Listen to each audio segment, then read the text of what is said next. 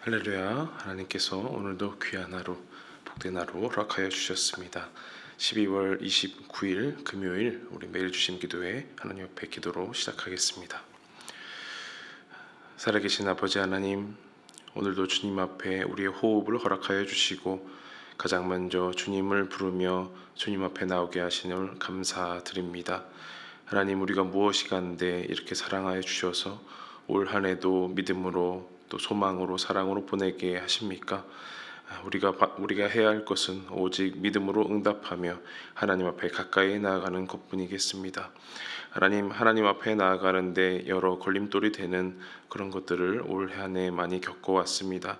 특별히 시간 기도하기에는 관계에 어려움을 갖는 우리 많은 교우들을 위해서 기도합니다. 가정에서 또한 친한 이웃 간에 또한 직장과 또 내가 만나는 모든 사람들 간에 하나님 관계에 어려움을 갖는 그런 많은 상황들이 있습니다. 하나님, 가벼운 말투 때문에 또 하나하나의 행동 때문에 하나님, 또 지난날에 청산하지 못하는 그런 일 때문에 하나님, 또 맞지 않는 그런 성격 때문에 또 여러 가지 갖가지 핑계로 인하여서 서로 간의 관계가 어긋나고 또 서로를 미워하고 또 많이 내외하는 그런 일들이 우리 가운데 많이 있습니다. 언제 회복할 수 있을지 또 누가 먼저 회복해야 할지 그런 것들이 막막하기에 하나님, 기도하기도 머뭇거리는 그런 많은 일들이 있습니다. 아버지 하나님, 화해의 손을 내가 먼저 내밀게 하여 주시고 하나님, 나에게 먼저 그런 용기를 더하여 주시고 내가 먼저 낮은 모습으로 나아갈 때에 하나님께서 더욱 큰 복 허락하여 주신다는 것을 믿고 나아가게 하여 주시옵소서. 그 다른 어떤 상황 속에서 하나님께 우리의 무엇을 부어주신다 하더라도 관계가 우선되어야 하겠습니다. 관계가 회복되어야 그 다음의 문제, 그 다음의 일들을 해나갈 수 있습니다. 아버지 하나님, 도와주시고 우리에게 먼저 손을 내밀고 낮아질 수 있는 용기와 힘을 더하여 주시옵소서. 하나님, 또 올 한 해 하나님 경제적으로도 많이 힘들었습니다. 각 가정에 많은 부채가 있고 빚이 있고 또 많은 사업장에서도 힘들어하는 그런 한 해였습니다. 하나님, 그럼에도 믿음으로 여태까지 왔음을 고백하며 하나님께서 도와주셨음을 감사로 고백합니다. 하나님, 부디 바라건대 이 나라와 또 온 세계에 많은 경계 침체와 또 어려움들이 회복되게 하여 주시고 하나님, 이런 물질로 인하여서 하나님께 신음하며 고백하며 또 우리의 믿음을 떨어뜨리지 않도록 주님 역사하여 주시옵소서.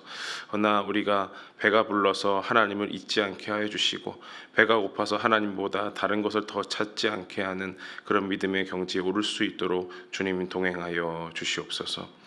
하나님, 오늘도 주의 말씀 가운데 겸손히 우리를 낮추게 하여 주시고 주님을 높여드리는 귀한 예배자의 자세로 살 수 있도록 인도하여 주시옵소서.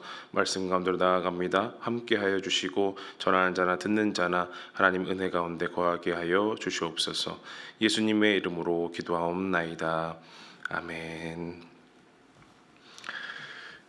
하나님의 말씀 보겠습니다. 구약성경 시편 97편 1절에서 12절 말씀입니다. 시편 97편 1절에서 12절 말씀, 저와 여러분 교독하시고 12절은 같이 읽겠습니다. 제가 먼저 읽겠습니다. 여호와께서 다스리시나니 땅은 즐거워하며 허다한 섬은 기뻐할지어다.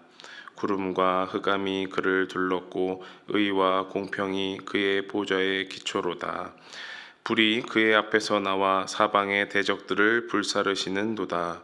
그의 번개가 세계를 비추니 땅이 보고 떨었도다. 산들이 여호와의 앞 곧 온 땅의 주 앞에서 밀랍같이 녹았도다. 하늘이 그의 의를 선포하니 모든 백성이 그의 영광을 보았도다. 조각한 신상을 섬기며 허무한 것으로 자랑하는 자는 다 수치를 당할 것이라. 너희 신들아, 여호와께 경배할지어다. 여호와여, 시온이 주의 심판을 듣고 기뻐하며 유다의 딸들이 즐거워하였나이다. 여호와여, 주는 온 땅 위에 지존하시고 모든 신들보다 위에 계시니이다. 여호와를 사랑하는 너희여 악을 미워하라. 그가 그의 성도의 영혼을 보존하사 악인의 손에서 건지시느니라. 의인을 위하여 빛을 뿌리고 마음이 정직한 자를 위하여 기쁨을 뿌리시는도다. 의인이여 너희는 여호와로 말미암아 기뻐하며 그의 거룩한 이름에 감사할지어다. 아멘. 네, 시편 읽기가 어떠신지요?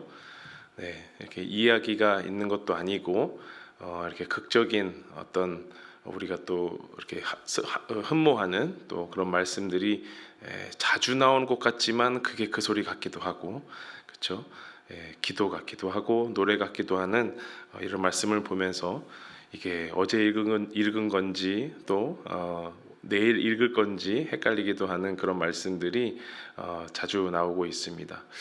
왜 그런가 하면 시편은 하나님이 직접 말씀하신 그런 내용이라기보다 사람이 기도로서, 그렇죠? 사람이 또 노래로서 하나님 앞에 고백하고자 하는 그런 말들이 되었기 때문입니다. 그러나 그 안에서 하나님이 그냥 말씀해 주시고 사람들이 이야기를 겪었던 그런 것보다도 사람이 직접 자신이 경험하였고 감내하였던 그 믿음과 그 이야기가 이렇게 시로서 또 이렇게 노래 구절로서 적혀 있어서 우리는 사실은 우리의 상황과 또 어려움, 우리의 또 인생 가운데 이 시편의 말씀이 어떻게 보면 더 깊이 다가오는 것 같습니다. 그래서 오늘 시편을 읽을 때에 어제도 그렇지만 오늘 계속해서 이어지는 그 하나님을 향한 찬양시거든요. 기뻐하고 찬양하라라는 그런 찬양시인데 함께 읽으면서 우리에게 큰 위로가 되길 바랍니다. 시편 97편입니다. 97편은 96편과 쌍둥이 시편으로 불린다고 합니다. 내용이 일맥상통하는 그런 흐름에 있기 때문인데요. 모든 것보다 크신 하나님을 찬양하라 라는 그런 큰 대주제로 하나님을 찬양하는데요. 먼저 시편 97편의 구조를 잠시 보도록 하겠습니다. 97편은 이렇게 네 가지로 나눌 수 있는데요. 제가 이렇게 앞에 중간 부분을 들여쓰기 한 이유가 있는데요. 먼저 1절에서 2절은 이제 온 땅은 기뻐하라 라는 내용이 되겠습니다. 온 땅과 허다한 섬은 기뻐하라 라고 되어 있고요.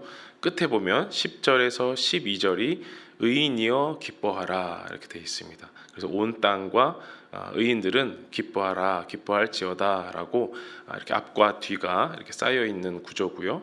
중간에 있는 내용을 보면은 3절에서 6절은 여호와의 현현과 대적 심판 이렇게 되어 있습니다. 여호와께서 나타나셨다 라고 되어 있고 그로 말미암아 대적들이 불사름을 당하며 심판받을 것이다 라는 내용이 있고요. 같은 그 안쪽 내용을 보면 7절에서 9절 여호와의 지존과 우상 심판이라고 되어 있습니다. 지존이라고 하면은 높이 계신다라는 거예요. 여호와께서 높이 계시고 그리고 우상을 섬기는 자들이 심판당하실 것이다라고 되어 있습니다. 이렇게 앞과 뒤에 기뻐하라라는 내용들이 있으면서 그 안에 기뻐할 만한 내용, 왜 기뻐할 수 있는지 기뻐할 만한 근거들을 그 안의 내용에서 찾아보게 되는 것이죠. 기뻐하라. 우리가 빌립보서에서도 이렇게 말을 했지만 사도 바울도 전혀 기뻐할 수 없는 상황이지 않았습니까? 빌립보 교인들도 마찬가지였어요. 너무나 이렇게 후원하고 싶고 또 기도하고 섬겼던 그 바울이 감옥에 갇혔는데 어찌 기뻐할 수 있겠습니까? 그래서 쓸 것을 보내고 기도하고 했던 것이고 또 바울은 어떻습니까? 본인이 감옥에 갇혀 있는데 다른 사람한테 기뻐하라라고 하는 게 참 그 말을 들으면 짠해질 뿐이지 어찌 기쁨이 막 솟아 나오겠어요. 도저히 그럴 수 없는 상황에서 기뻐하라라고 말을 한 것인데요. 오늘 이 시편을 고백하는 기자도 스스로도 그렇겠지만 이제 의인을 자처하는 스스로도 그렇겠지만 하나님 앞에 모든 고난받는 자들을 대변하는 그런 심정으로 섰습니다. 본인들뿐만 아니라 사람들뿐만 아니라 땅과 온 섬들, 온 천지 만물이 기뻐하라라고 말을 하는데 그 기뻐해야 할 그 상황 가운데에서 고난이 있었다라는 거죠. 아까 우리가 구조에서 봤던 그 중간 내용들 3절에서 6절, 7절에서 9절에 들어가는 그 중간 내용들을 미루어 보면은 이 시인 또 이제 의인에게는 고난이 있는 것인데 바로 사방에서 대적들이 공격을 한다라는 거죠. 그래서 특히 이제 3절에서 보면은 사방의 대적들을 하나님께서 불사르신다라고 하는 거예요. 하나님께서 불사르신다. 또 두 번째 단락인 그 두 번째 중간 부분이죠. 7절에서 9절에 보면 우상을 섬기는 그 조각한 신상을 섬기며 허무한 것으로 자랑하는 자들이 있다라는 거예요. 이런 대적하는 자들 또 우상 숭배자들이 의인에게 도전으로 또 고난으로 다가온다는 거죠. 의인의 존재 이유는 뭘까 생각해 봤습니다. 의인의 존재 이유 이제 11절에도 나오지만 마음이 정직한 자, 또 성도, 또 하나님 앞에 신실한 자의 존재 이유가 뭘까? 왜 그들은 의인이라는 이름으로 또 신실한 자, 또 마음이 정직한 자라는 이름으로 존재할까라는 것을 갑자기 생각해 보게 됐어요. 많은 이유가 있겠지만 간단하게는 악인 때문에라는 겁니다. 악인 때문에. 의인이 왜 있을까? 악인 때문에. 하나님 앞에 전부 다 거룩한 자녀요, 전부 다 마음이 정직한 자라면 악인이라는 게 필요하지가 않겠죠. 악인이 있기 때문에 악한 상황이 존재하고 그 악한 상황을 이용하며 자신의 이득을 취하려고 하고 하나님과 멀어지려고 하고 하나님을 대적하려고 하고 하나님을 하나님답게 여기지 아니하고 손으로 만든 우상을 하나님처럼 여기는 악인과 그런 상황이 있기 때문에 의인이 존재하는 거 아닐까 이런 생각을 해보게 됩니다. 마음이 구부러진 자가 있기 때문에 마음이 정직한 자가 필요하고 악인이 있기 때문에 의인이 도드라지고 더욱 필요하겠다라는 생각이 드는 거죠. 그러니까 응당 이런 의인의 고난을 당연한 거다 이런 생각까지 드는 거예요. 악인이 있기 때문에 의인들 너희들 뭐 하고 있느냐? 너희들이 기도하고 너희들이 하나님 앞에 나아갈 것 아니겠느냐라는 그런 말씀으로 들린다라는 거죠. 왜냐하면 하나님께서는 정의와 공의의 하나님이십니다. 2절에도 나오지만 의와 공평이 이 온 세상을 둘렀다. 하나님 보좌의 기초다라고 말을 하고 있어요. 하나님께서는 의와 공평, 하나님과 우리와의 관계를 또 중요시하고 또 하나님께서는 판결, 정의로운 판결을 중요시하는 하나님이십니다. 그런데 그것을 우리 의인의 손에 맡겨주셨다는 거예요. 또 의인의 고백을 통해서 의인의 기도를 통해서 하나님께서 그 다스리심을 선포하신다라는 것입니다. 그래서 의인은 또 성도는 하나님 앞에 기뻐하라라는 것이 오늘 이 찬양시의 큰 대주제라고 볼 수가 있겠습니다. 그러면 이 의인이 이 성도가 하나님 앞에 기뻐할 수 있는 이유 두 가지를 오늘 한번 살펴보도록 합니다. 첫 번째로 성도가 기뻐할 수 있는 이유는 여호와께서 다스리시기 때문이다라는 거예요. 이거 어제도 들었던 말씀이죠. 여호와께서 다스리신다. 그래서 어제 96편과 오늘 97편이 이제 쌍둥이 시편으로 불린다는 겁니다. 1절 말씀 우리 다 함께 다시 한번 읽어보겠습니다. 시작. 여호와께서 다스리시나니 땅은 즐거워하며 허다한 섬은 기뻐할지어다. 이런 고백을 하는 그 의인의 고백이 본인만 기뻐하면 되지 땅과 섬까지 들먹이면서 또 어제와 그제는 또 어떻습니까? 높은 산, 바다, 모든 땅을 들먹이면서 찬양해라, 기뻐해라라고 촉구하고 있어요. 다시 말하면 온 땅의 주 대신 하나님을 바라며 기도하는 거죠. 왜냐하면 그분이 아니라면 이 의인의 고난을 해결할 분이 없기 때문입니다. 사방에서 다가오는 대적들과 그런 상황들, 또 우상을 만들며 그 조각한 신상을 가지고 자랑하며 하나님을 욕되게 하는 그 자들 앞에서 다른 어떤 수단이 없기 때문이에요. 온 땅의 주 대신 온 땅의 주 대신 하나님 여호와, 온 세계를 다스리시는 하나님이 계시기 때문에 그 하나님밖에 의지할 자가 없다라는 것입니다. 특별히 이스라엘에게는 그 신앙의 도전기가 여러 번 있었습니다. 출애굽이 그러했고요. 또 출 바벨론이 그러했습니다. 마치 이렇게 우리 데칼코마니라고 하죠. 종이에 이렇게 그림을 그려서 딱 반을 나눠서 열면 뭐 이렇게 나비가 그려지기도 하고 이렇게 똑같은 양쪽이 똑같은 그림이 그려지기도 하는데, 이 애굽에서 나오는 것 그리고 바벨론 포로에서 돌아오는 것, 이것이 마치 닮아 있습니다. 그때 그 두 순간이 이스라엘에게 가장 큰 신앙의 도전기라고 할 수가 있어요.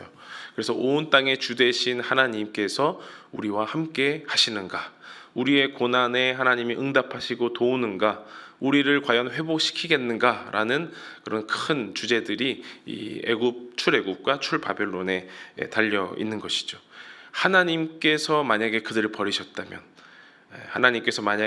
버리셨다면 그들은 계속해서 애굽의 노예로 살았을 것이고, 그들은 그들의 죄로 멸망해서 계속해서 바벨론 포로의 삶에서 머물렀을 것입니다.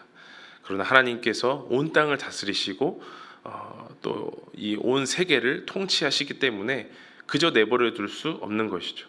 애굽의 노예로 바벨론의 포로로 그냥 내버려 두지 않으시고 그들을 이끄시고 회복시키시고 다시 한번 그들이 있어야 할, 창세기로 보면 에덴 동산, 또 며칠 전에 말씀으로 보면은 하나님의 안식, 또 모세오경과 역사서로 보면은 하나님의 약속의 땅으로 드리게 하시는 것입니다.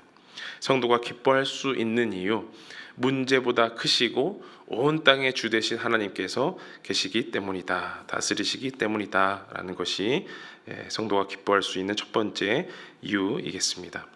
두 번째 이유, 성도가 기뻐할 수 있는 이유 두 번째는 여호와를 사랑하기 때문에, 우리가 하나님을 사랑하기 때문에라는 거예요. 하나님께서는 악인 가운데에서 의인의 영혼을 보존하신다라고 오늘 말씀에 되어 있어요. 방금 전에 얘기했지만 홍해를 건너서 이스라엘 백성들이 출애굽을 하고 또 바벨론의 포로를 끌려갔지만 바벨론 그 포로 시절을 거치고 이제 귀환하는, 약속의 땅으로 귀환하는 그런 역사적인 사건들을 통해서 이스라엘 백성은 고백을 하는 겁니다. 하나님께서는 계시는구나, 우리 가운데 계셔서 우리의 영혼을 보존하시는구나, 그래서 우리가 하나님을 사모한다. 그것이 바로 그 쉐마, 신명기 6장에 나오는 그 쉐마의 고백이지 않겠습니까? 유일한 하나님을 사랑하는 그런 사랑의 고백이 되는 것입니다.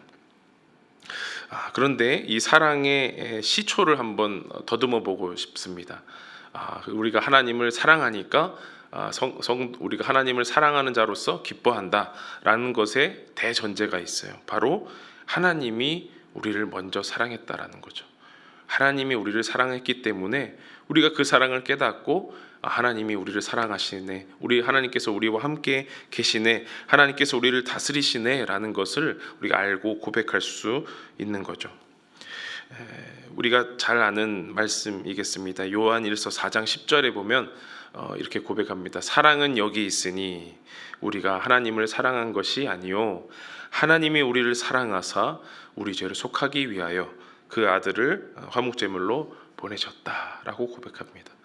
우리가 먼저 사랑해서, 우리가 하나님을 먼저 사랑했기 때문에 우리를 출애굽시키시고 출바벨론 시킨 것이 아니라 하나님이 우리를 먼저 사랑했기 때문에 애굽에서 나오게 하시고 또 바벨론에서 귀환하게 하셨다라는 그 역사적인 고백이 있었다라는 거죠.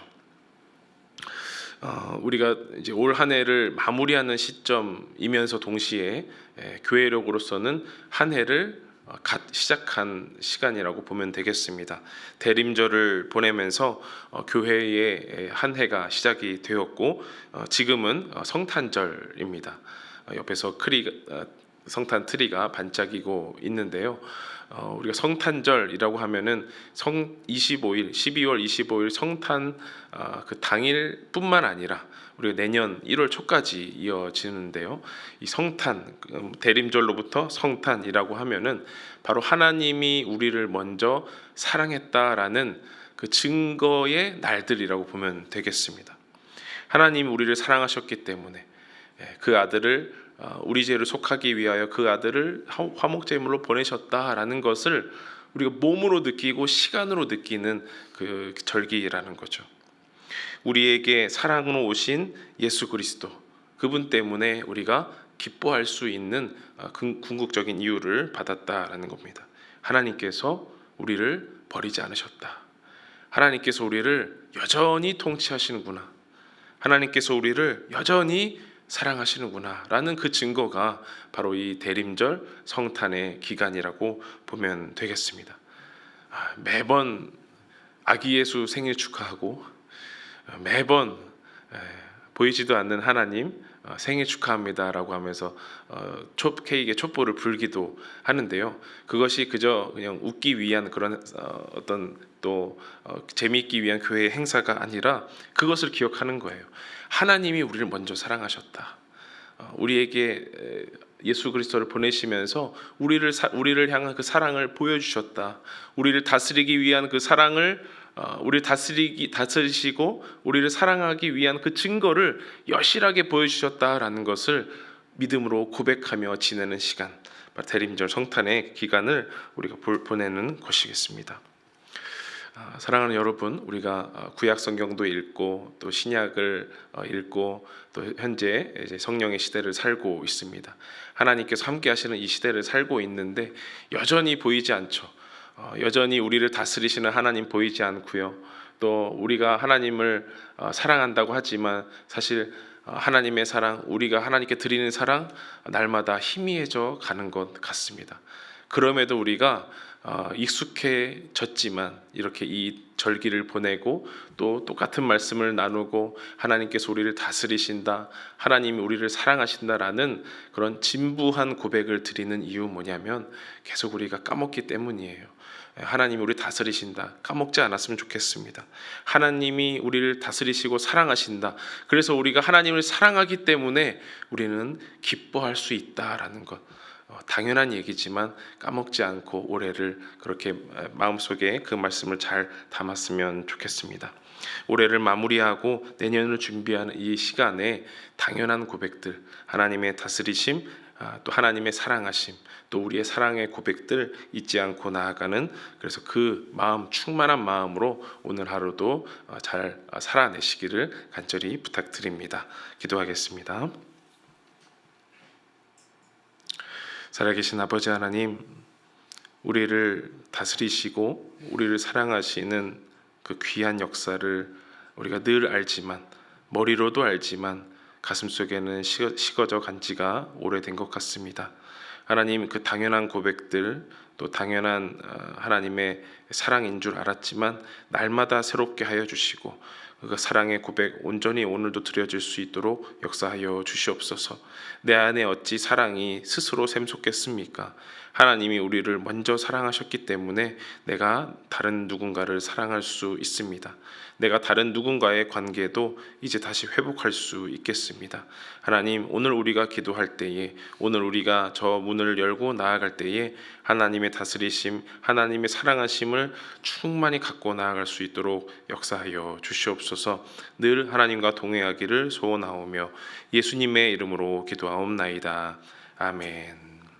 함께 기도하며 나아가시겠습니다.